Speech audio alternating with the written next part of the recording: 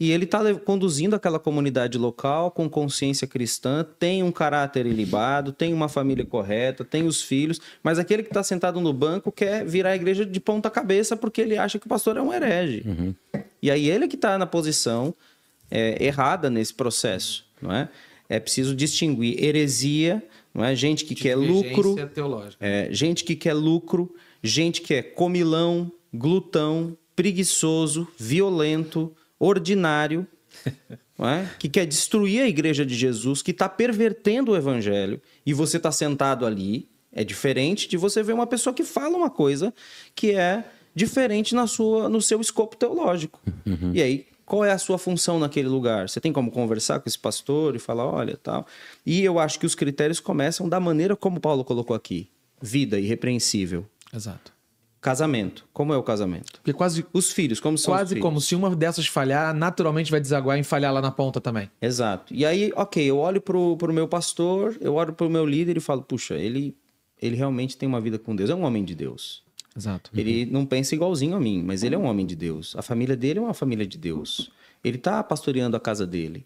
Ele vem aqui com um senso de responsabilidade e temor ao Senhor. Ele tem uma conduta na vizinhança, no prédio, que ninguém tem nada o que dizer dele. E depois, dentro do escopo teológico dele, ele ensina a verdade e ele está contra o falso evangelho. Mesmo que pensemos de maneira diferente. Aí eu tenho que definir se vale a pena eu ficar ali ou não por causa dessa diferença teológica, por exemplo. Ou, às vezes, a igreja toda está com a vida bagunçada e devassa. Mas esse homem de Deus está fazendo a obra. E aí eu preciso, de repente, ser a pessoa que vou colar no pastor e falar, eu estou contigo, vou segurar aqui no teu braço e nós vamos juntos. Eu acho que só completando aqui, eu acho que tem vários critérios que precisam ser analisados nessa pergunta que ela colocou. Claro, como o Rodrigo falou, a gente não sabe todo o contexto dessa questão, mas uma delas é, em primeiro lugar, fazer uma avaliação do que está sendo ensinado. E o ponto é, estão ensinando elementos, fundamentos contrários às escrituras? É antibíblico, é contra a Bíblia? Pronto, se é esse, tem que procurar uma igreja bíblica. Ponto 1. Segundo ponto, talvez não seja esse o caso, talvez tenha uma mensagem boa, pode talvez não ter a profundidade que eventualmente se gostaria, pode também percorrer uma outra vertente bíblico-teológica que não seja a que eu penso, mas que não seja contrária às escrituras. E nesse caso é conversar com o pastor, como tu disseste, conversar com a liderança da igreja, nem só com o pastor, conversar com a liderança e expor, apresentar o seu ponto de vista, ficar claro ali o que não está confortável. Agora tem um terceiro ponto, que é essa fala final do Marcelo. Não é visto na igreja essas virtudes que Tito apresenta a nível de liderança ou a nível de membresia? Porque se não é nível de liderança e tem um problema grave, realmente eu tenho que encontrar uma igreja em que a liderança vá cumprir essas virtudes que ele apresenta aqui no capítulo 2. Que isso me parece como fundamental. Aliás, é o critério que define quem seriam os líderes dessa igreja, né, que estava sob a liderança de Tito.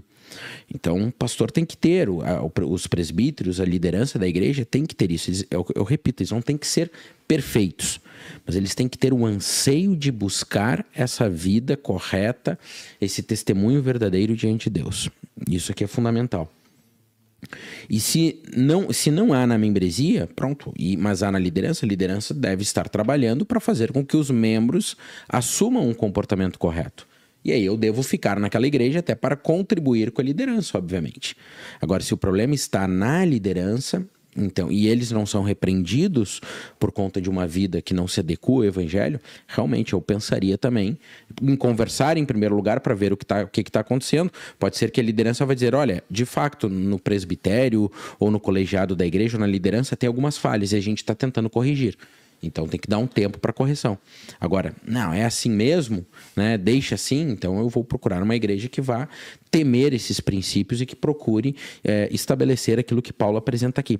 Tem um outro ponto, só brevemente, que eu menciono, que Paulo diz para Tito levantar presbíteros no plural, e esse é um ponto que eu sempre acho muito interessante. Procurarmos uma igreja que tem lideranças, que tem colegiado de liderança. Está no versículo 3? Versículo 2, quando ele vai falar para Tito, ele vai dizer, no capítulo 1, né, completasse o trabalho e nomeasse presbíteros